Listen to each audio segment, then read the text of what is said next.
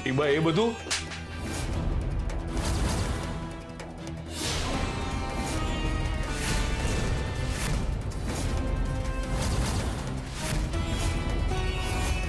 ચૂપ, એકદમ ચૂપ. પહેલાથી જ ઘણી બધી સ્ત્રીઓનું જીવન બગાડ્યું છે તે. હવે બગાડવામાં બાકી શું છે? અનસુયા બહુ તૂટી ગયા છે. પોખરાજ આવું શું કામ કર્યું તે? મારા કારણે. તારા એટલે તે કહ્યું પોખરાજને? હા કહ્યું, કારણ કે એ લોકો એ જ લાયક છે. અરે પરી, તું નાની છે, તું નાદાન છે, પણ પોખરાજ તું તો સમજદાર છે ને. મોટી બા આ બધું મેં મારા બાળકો માટે કર્યું છે. અરે પોખરાજ, બાળકોની જીદમાં એટલા પણ આંધળા ના થઈ જવાય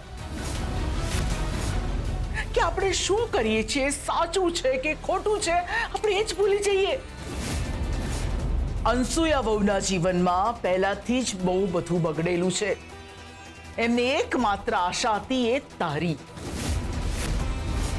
કે તું ઘરમાં આવીને બધું ધીમે ધીમે ઠીક કરી દઈશ. પણ તારા ઘરમાં પાછા આવવાથી શું થયું? આ ઘર નથી રહ્યું, કુરુક્ષેત્ર બની ગયું છે. પોતાના પરિવારના જ લોકો દુશ્મન થઈને બેઠા છે. અરે પપ્પા આવું કરશે? મને એમ હતું કે આજે નહીં તો કાલે તારા પપ્પાના મનમાં આપણા માટે લાગણી ઊભી થશે. પણ ખોટી પડી. મેં જે ભોગવ્યું એ તારી સાથે થયું અને થઈ રહ્યું છે. ખોટી પડી, તદ્દન ખોટી પડી.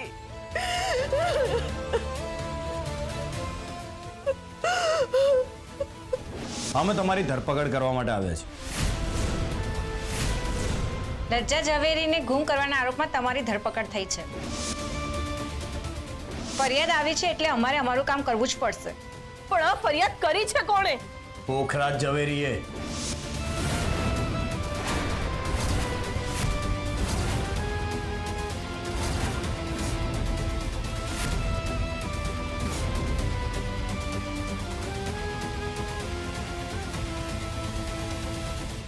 મમ્મી, આ જે કંઈ આજે થયું છે ને એ બધું જ ભૂલી જા. અને તું છે ને અત્યારે આરામ કર. હું છે ને બહુ જ જલ્દી વિકલ્પ શોધી રહ્યો છું કે આપણે ક્યાંક બીજે રહેવા જતા રહી. ના બેટા, પરિસ્થિતિથી ભાગી જવું એમાં સમસ્યાનું સમાધાન નહીં થાય. હવે એવું કરવું પડશે કે તારા પપ્પાનું હૃદય પીગળે અને આપણને સ્વીકારે. મમ્મી, મને નથી લાગતું કે એ શક્ય બને. કારણ કે પપ્પાનો પ્રેમ મેળવવાનો તો હું બહુ જ પહેલા ભૂલી ગયો છું. મને તો હવે ખબર પણ નથી કે પપ્પાનો પ્રેમ મારા નસીબમાં છે કે નહીં.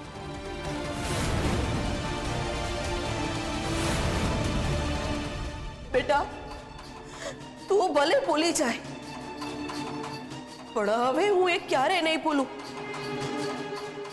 જેણે મારા દીકરા સાથે ખોટું કર્યું છે, હું એકને સજા અપાવીશ.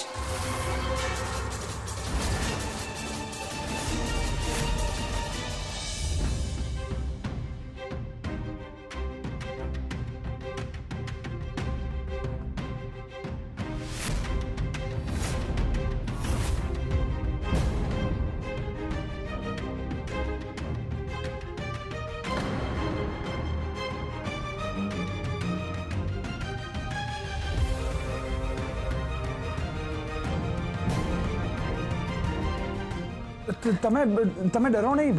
હું છું. તમે અહીંયા જ રહેશો? જો તમે કમ્ફર્ટેબલ ના હો તો હું નીચે જઈ શકું છું. કંઈ વાંધો નહીં, હું હોલમાં સૂઈ જઈશ. હા. ના, કંઈ જ કહેવાની કે કંઈ જ સાબિત કરવાની જરૂર નથી. સમજુ છું હું તમારી ભાવના. તમે આ લગ્ન માત્ર તમારા બાળક અને તમારી મા માટે જ કર્યા છે ને, તો હું આપણું લગ્ન જીવન તમારી મરજી વગર આગળ નહીં વધવા દઉં. નામ તમે જરાય ચિંતા ના કરો. આપણે એક પતિ પત્ની નહીં બની શકીએ ને તો કંઈ વાંધો નહીં.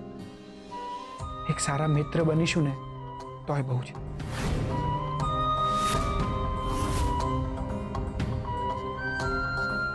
શુભરાત્રી. સુઈ જાઓ.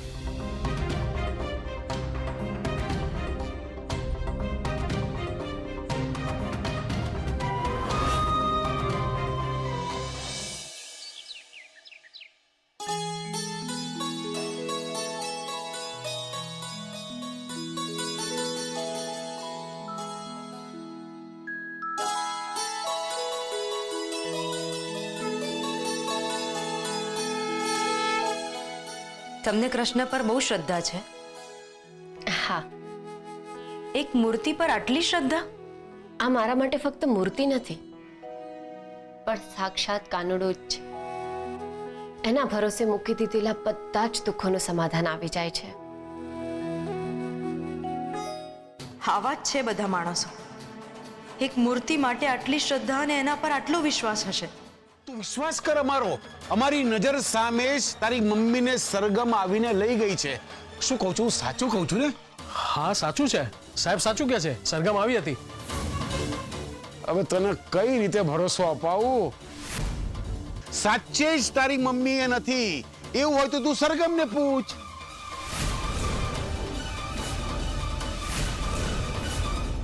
અહીંયા પણ નથી અને સરગમ દીદી કહે છે કે એમની પાસે પણ નથી. તો છે ક્યાં મારી માં? સરગમ દીદી ખોટું બોલે છે અથવા તો સાવકાર, પણ છે શું સત્ય? અને જો સરગમ દીદી પાસે મારી માં છે તો એ કરવા શું માંગે છે એ પણ તો મારે શોધવું પડશે.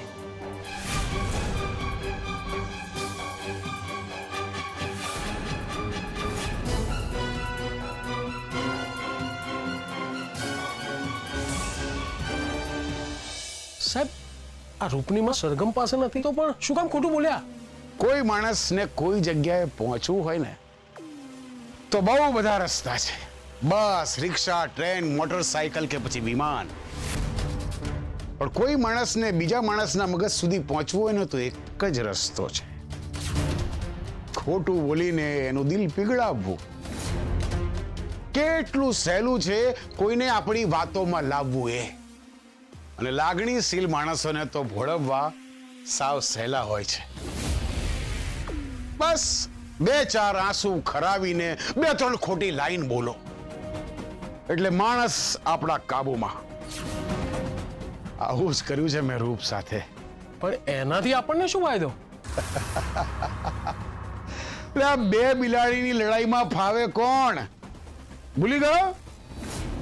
હવે આ રૂપ એમ વિચારશે કે આ સરગમ મારી માને એની સાથે કેમ લઈ ગઈ હશે, એની પાછળ એનો હેતુ શું હશે.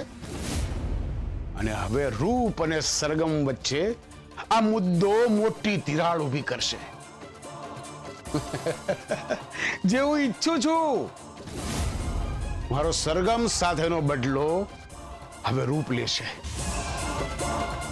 એ હવે આપણે કશું કરવાની જરૂર જ નહીં રહે. જે કરશે હવે આ મારું રમકડું જ કરશે. મારે તો માત્ર ચાવી ભરવાની. અને હવે રૂપ એની માને શોધશે અને સાથે એ પણ શોધશે કે સરગમે એની માં સાથે શું કર્યું ને કેમ કર્યું.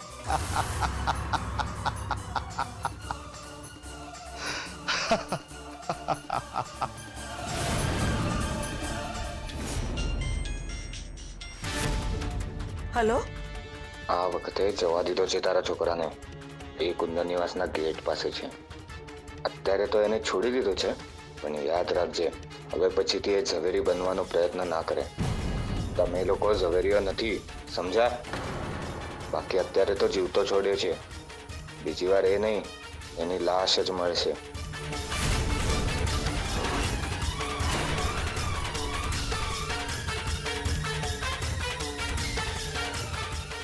મોટી બા, મોટી બા, મોટી બા, મોટી બા,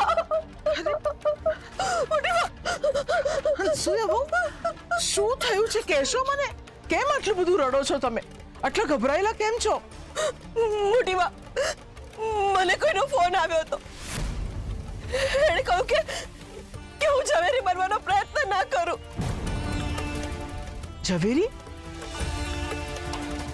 કોણ ઝવેરી? હા, આ શું બોલો છો તમે? મોટી બા, આ તમે શું બોલો છો? અરે બોલો ને, કોણ ઝવેરી? કોણ? બોલો. મોટી બા, ઝવેરી પરિવાર, ઝવેરી પરિવાર આપણો પરિવાર. મોટી બા, કેમ તમે બધું ભૂલી ગયા છો? અનસુયા બહુ, મને કંઈ જ યાદ નથી આવતું.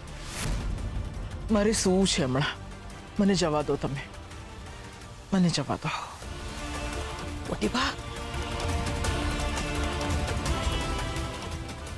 એક તરફ મારો દીકરો આ હાલતમાં છે અને મોટી બાને કંઈ યાદ નથી આવતું. એક બાજુ કહે છે કે કંઈ યાદ નથી આવતું અને બીજી બાજુ મને અંસુયા કહીને બોલાવે છે.